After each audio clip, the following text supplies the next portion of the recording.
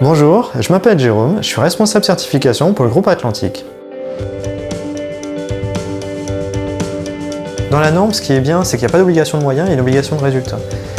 Et en fonction des conceptions qu'on va devoir analyser, c'est voir comment la même contrainte a été vécue pour arriver à la conformité du produit. On a l'application de référentiels, l'application de textes normatifs, de textes techniques, juridiques et réglementaires. Et on a aussi, en amont de cette application, l'élaboration de ces normes, c'est ce qu'on appelle la veille normative.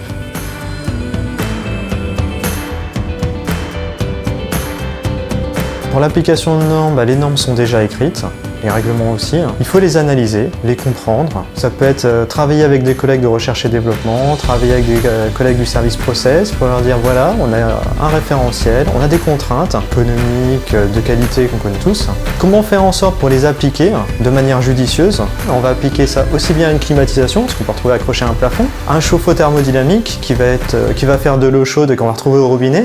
En termes de conception de produit, c'est totalement différent.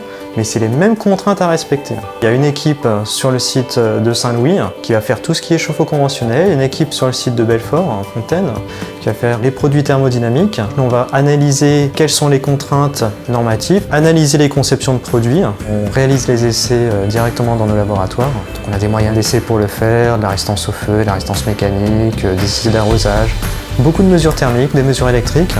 Donc c'est vraiment un panel très riche. Et une fois que les essais ont été réalisés, ça revient, on va dire, plus sur une partie certification. On va vérifier la qualité des résultats, la rédaction des rapports d'essai et après entrer en contact pour boucler les dossiers de certification avec les organismes, que ce soit en France, avec notre organisme référent, le laboratoire central des industries électriques, ou alors d'autres laboratoires qui vont reconnaître nos rapports d'essai, aussi bien en Europe, mais aussi plus loin dans le monde entier.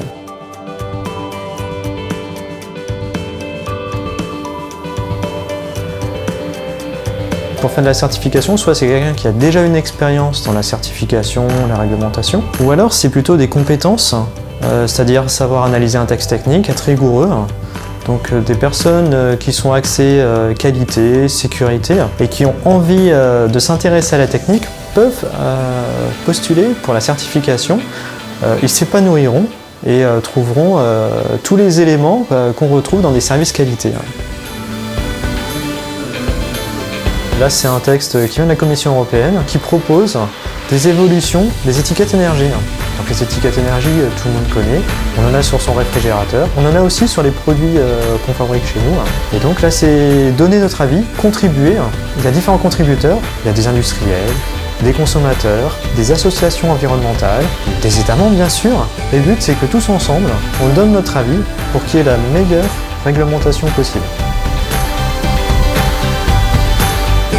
Le produit doit être sûr, il doit être performant, ça permet de regrouper les critères qui sont nécessaires pour le garantir. Ça permet aussi à l'industriel d'être rassuré, c'est-à-dire qu'il a respecté des contraintes qui étaient pensées par tous. L'industriel a donc mis les moyens en œuvre pour s'assurer de la sécurité et de la performance de ses produits.